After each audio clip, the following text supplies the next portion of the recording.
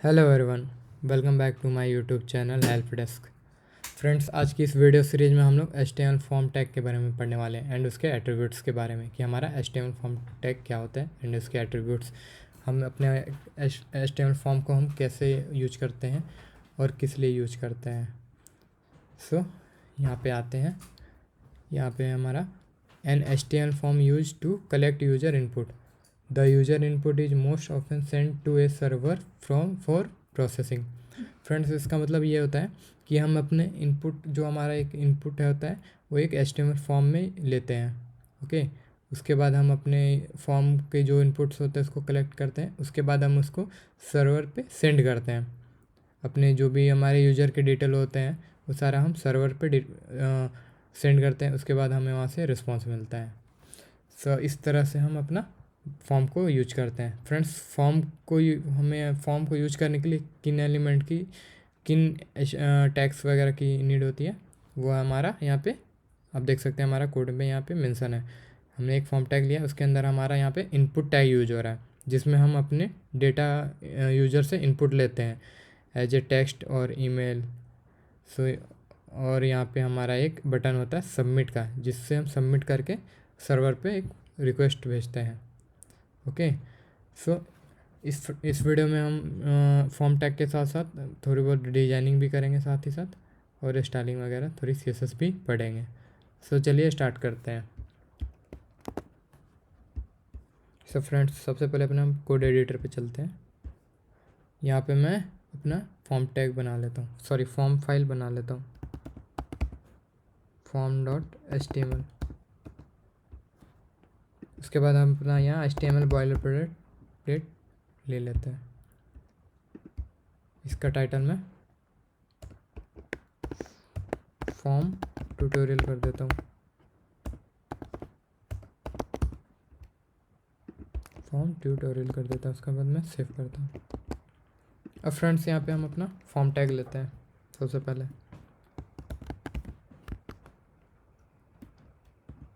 Friends, यहाँ पे देखेंगे हमने अपना फॉर्म टैग ले लिया। उसके बाद हमारा यहाँ पे एक बाय डिफ़ॉल्ट एक्शन एट्रीब्यूट आ गया। एक्शन का फ्रेंड्स क्या यूज होता है, जो भी हम कोई सपोज हमें फॉर्म सेंड करने के बाद, रिक्वेस्ट भेजने के बाद कुछ हमें सक्सेस इन्फॉर्मेशन या मैसेज वगैरह दिखाना हो, तो हम उसको यहाँ पे एज ए URL पास करते हैं। या आपके बैकएंड पे भेजना हो, अगर आप डायनेमिक यूज कर रहे हो तो .php फाइल होती है, या फिर आप .net यूज कर रहे हो तो यहाँ पे .net की फ़ाइल यूज करते हैं। उसका हम URL यहाँ पे डिफ़ाइन करते हैं। फॉर एग्ज़ाम्पल, अगर मैं यहाँ पे कोई URL यूज करूँ, मैं यहाँ पे एक फ़ाइल बना के रखा था thanks.html। तो अगर आप जब भी कोई फॉर्म पे हम सेंड करते हैं तो ये एज ए डायनामिक काम करता है फॉर द रिस्पॉन्स। मीन्स आपको कोई सक्सेस मैसेज वगैरह कुछ दिखानी है तो उस केस के लिए हम यहाँ पे कोई पेज शो करवाना है तो यहाँ पे हम एज ए यहाँ पे एक्शन एट्रीब्यूट का यूज करते हैं, जिसके अंदर हम अपने पेज की URL रखते हैं। ओके, अब हम चलते हैं अपने इनपुट टैग के पास। इनपुट टैग हमारा हो गया। हमारा यहाँ पे टाइप ईमेल ले लेता हूँ मैं इनपुट टैग, और यहाँ पे मैं उसके बाद टाइटल ले लेता हूँ। H2 के अंदर लॉगिन नाम से टाइटल ले लेता हूँ। ओके, उसके बाद यहाँ पे मैं प्लेस होल्डर ले लेता हूँ। इसमें मैं यूजर ID प्लेस होल्डर ले लेता हूँ। उसके बाद हम नेम एट्रीब्यूट लेंगे। नेम एट्रीब्यूट हमारा फॉर्म के सॉरी इनपुट टैग का जो टाइप होता है, किस नाम से आ रहा है बेसिकली, वो नेम हम यहाँ पे डिफाइन करते हैं। तो यहाँ हमारा यूजर ID हो गया, यूजर ID।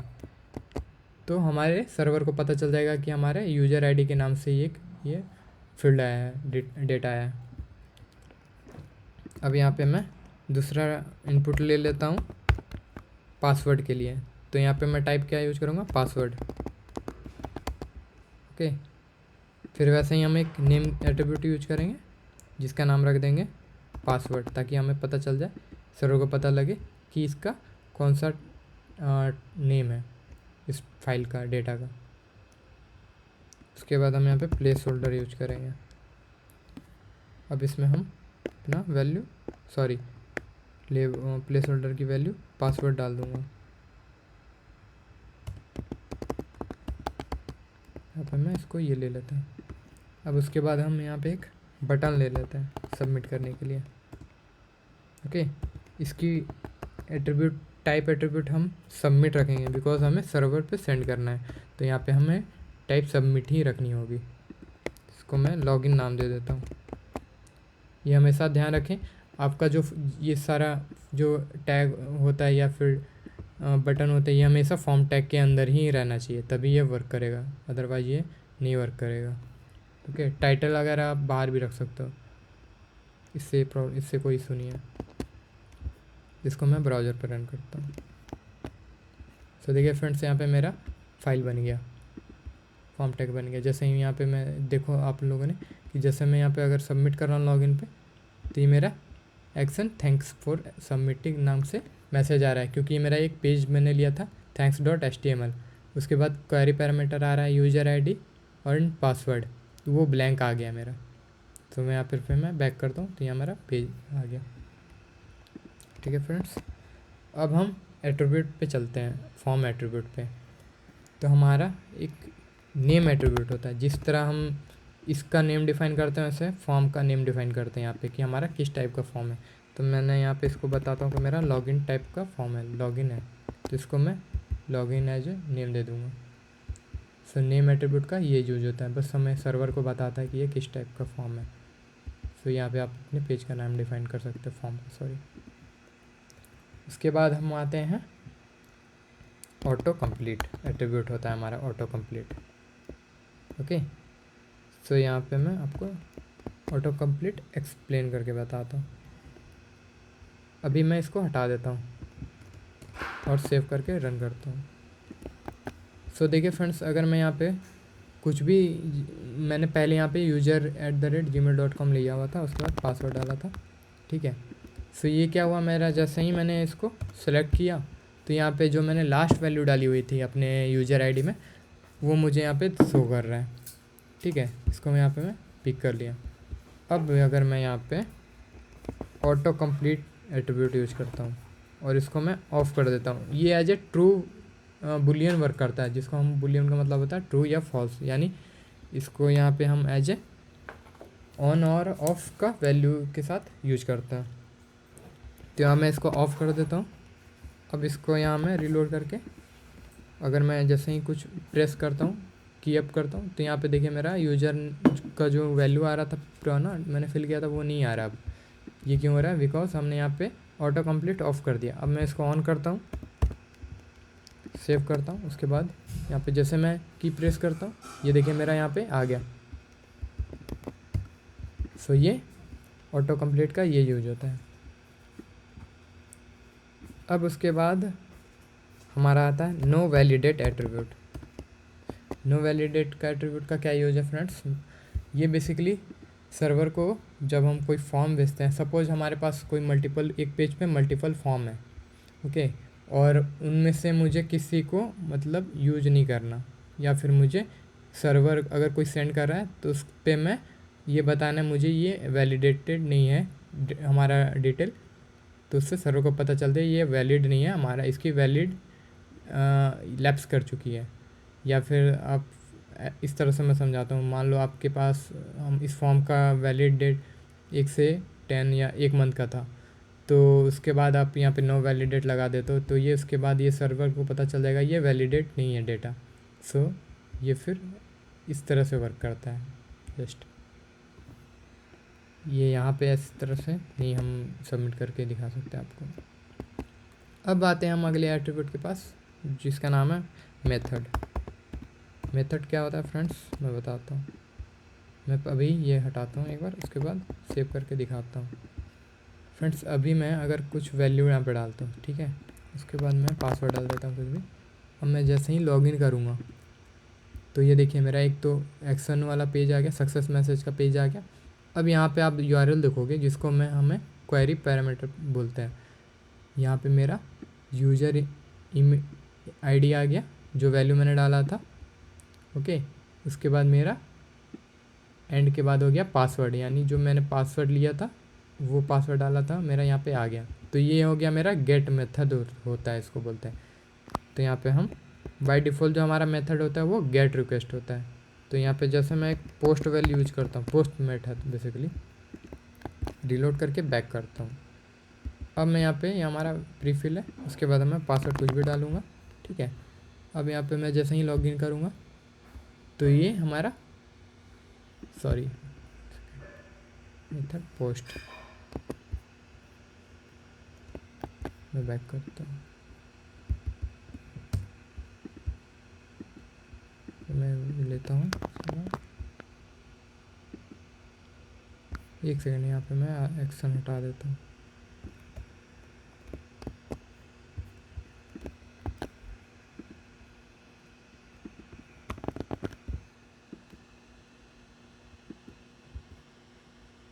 कुछ प्रॉब्लम है, देखते हैं क्या इशू है।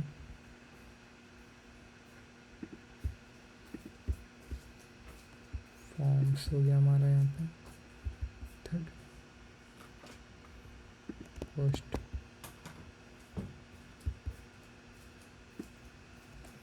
अगर मैं नेम हटा दूँ,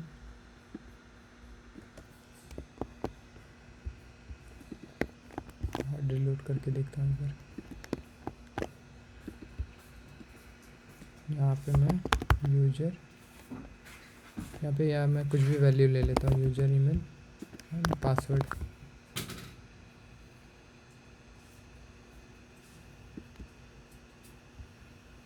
सो ये देखिए फ्रेंड्स, ये इस तरह क्यों आ रहा है, बिकॉज यहाँ पे हमने @ यूज नहीं किया था। मैंने आपको बताया था कि हमने जब टाइप ईमेल आप यूज करते हो एट्रीब्यूट, तो यहाँ पे ये जब आप बगैर @ का यूज किए बिना आप वैल्यू डालोगे तो ये अलर्ट दे देता है। सो ये गुड बेस्ट प्रैक्टिस होती है अगर आप किसी भी इनपुट का टाइप ईमेल रख रहे हो। तो यहाँ पे मैं @ यूज कर लेता हूँ .com। सो अब देखिए फ्रेंड्स, यहाँ पे मेरा URL क्वेरी पैरामीटर में मेरा स्ट्रिंग का वैल्यू वो नहीं आया, जो मैंने यूज़र की डिटेल डाली थी इनपुट में अपने, वो यहाँ पे मेरा URL में अब नहीं आ रहा। ये क्यों हो रहा है, क्योंकि अब हमने यहाँ पे पोस्ट मेथड यूज किया हुआ है। सो बेसिकली मेथड का ये यूज होता है। ओके, अब मैं इसको हटा देता हूँ। एक एट्रीब्यूट हमारा पहले होता था जिसमें हम वो हमारे ओल्ड HTML वर्जन में यूज होता था, जिसका नाम है UTF कैरेक्टर सेट, UTF जिसको हम बोलते थे, जिसमें ISO उसके बाद कैरेक्टर नंबर वगैरह रहते थे, तो वो यूज होता था पहले। बट अब इसकी नीड नहीं होती है। अब HTML फाइल में क्या होता है, हमारा UTF यूनिफाइड यूनिकोड होता है हमारा, बेसिकली 8 कैरेक्टर, इसका ये सिंटैक्स है जो हमारा HTML5 में प्री डिफाइन रहता है, जो कि हमारा ये मेटा डेटा में डिफाइन रहता है। तो ये लगाने की हमें वैसे ज़रूरत है नहीं, फॉर्म टैग में इसका यूज उतना है नहीं। ओके,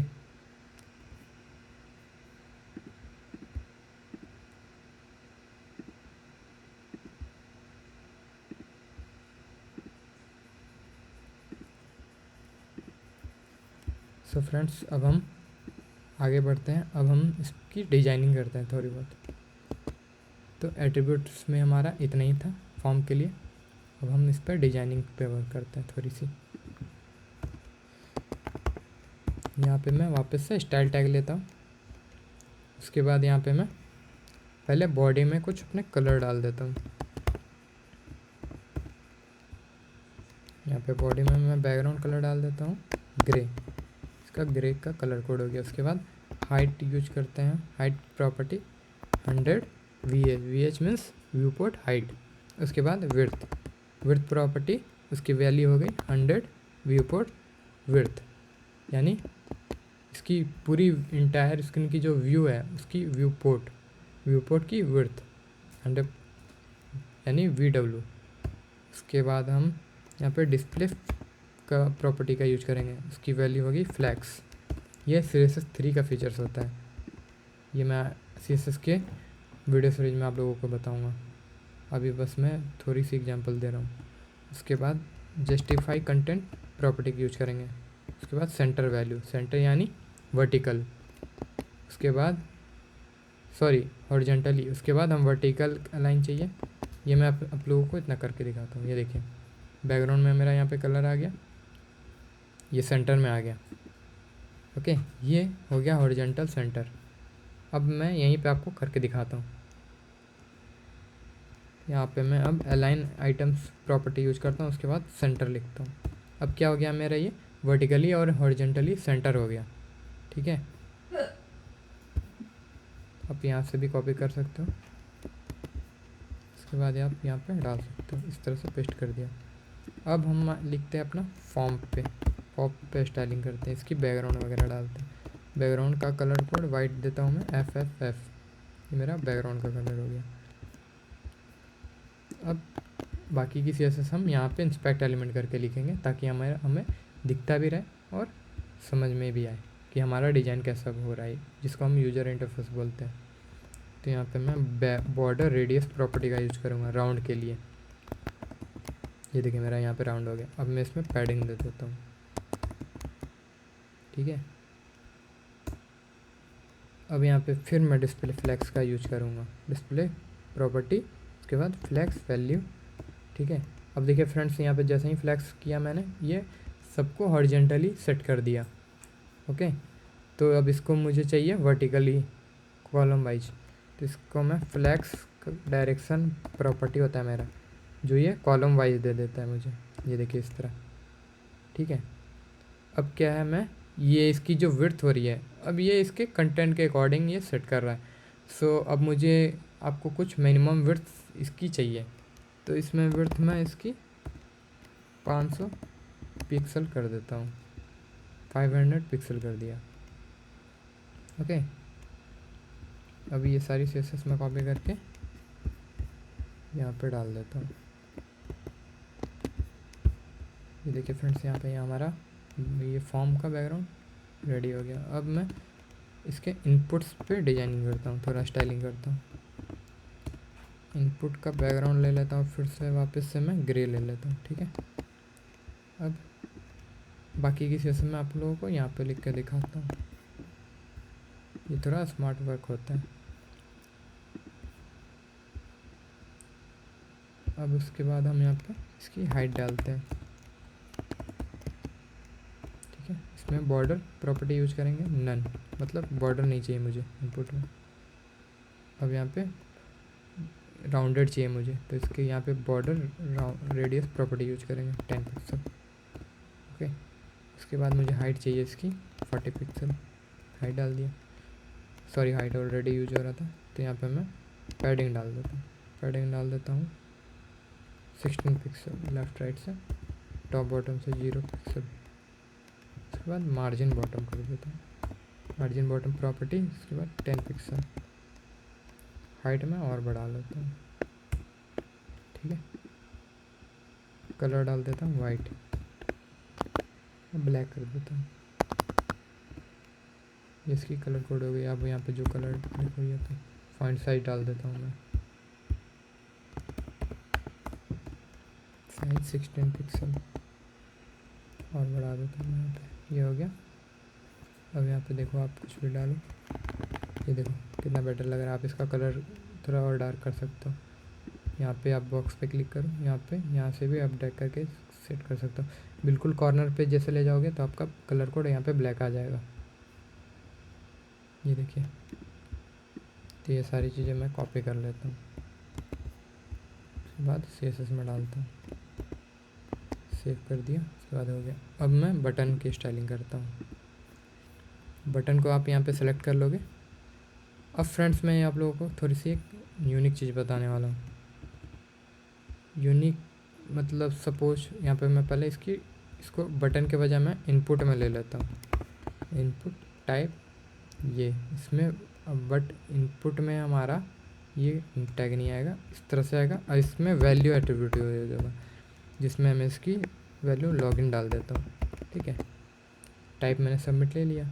अब क्या होगा फ्रेंड्स, इसमें अब मैंने इसका इनपुट ले लिया। अब मेरा ये सारे ही इनपुट पे सेम कलर हो गया, CSS अप्लाई हो गई। तो अब मैं चाहता हूँ इस पर बिना क्लास के मैं दूसरी कलर इसमें यूज करूँ। तो वो कैसे करते हैं, यहाँ पे मैं सपोज यहाँ पे मैं इनपुट ले लेता हूँ। उसके बाद इसको ब्रैकेट में टाइप यूज करूँगा, टाइप इक्वल टू, उसके बाद यहाँ पे सबमिट। ये कब ऐसे केस में हमें ये यूज करना पड़ता है, सपोज जब आप किसी वेबसाइट पे आप काम करते हो या किसी पेज पे, कभी कभी ऐसी कंडीशन आ जाती है कि आपके पास कुछ चीज़ें डायनामिक होती है, बट मोस्टली वैसा होता नहीं है, बट कभी ऐसा हो जाए तो आप उसके एट्रीब्यूट के बेस पे CSS लिख सकते हो फाइंड करके। अगर सपोज आपके पास वहाँ पे क्लास नहीं है, नहीं लगा पा रहे हो, तो आप उसका एट्रीब्यूट को यूज करके CSS लिख सकते हो। तो यहाँ पे मैं इसका बैकग्राउंड ब्लू दे देता हूँ, ब्लू, ठीक है। सेव करता हूँ क्योंकि मुझे बस कलर ही डिफरेंट चाहिए था, बाकी चीज़ तो मुझे सेम चाहिए। सो ये देखिए यहाँ पे मेरा कलर ब्लू आ गया। अब मैं इसकी यहाँ पे कलर वाइट डाल देता हूँ, कलर हैशटैग वाइट। देखिए कितना बेटर लग रहा है। अब इसकी मैं फॉर्म की थोड़ी सी पैडिंग बढ़ा देता हूँ टॉप बॉटम से 50 पिक्सल। ये देखिए फ्रेंड्स, अब मैं इसकी जो टाइटल है H2, इस पे मैं थोड़ी सी स्टाइलिंग कर देता हूँ। तो ये H2 यहाँ पे लूँगा, उसके बाद FSZ font size 20 pixel and text transform capitalise property use करूँगा। ये क्या होगा, कैपिटलाइज कर देगा, फर्स्ट लेटर मेरा L का कैपिटल हो जाएगा। तो यहाँ मैं H2 के बजाय H1 ले लेता हूँ, काफ़ी छोटा दिख रहा है मुझे, H1 ले लिया।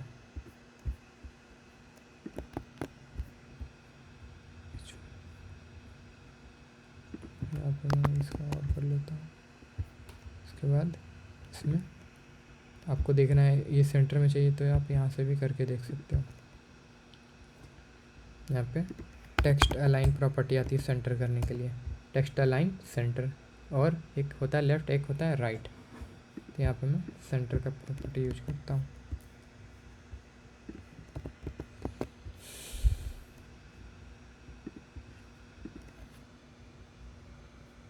सो ये मेरा लॉगिन पेज रेडी हो गया।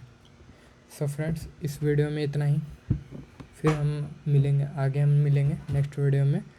उसमें हम जानेंगे लॉगिन पेज पे काम करेंगे, उसके बाद रजिस्ट्रेशन फॉर्म बनाएंगे, और उन दोनों के बीच हम डिफरेंस जानेंगे कि हमारा लॉगिन और रजिस्ट्रेशन फॉर्म क्या होता है, ठीक है। And that's it.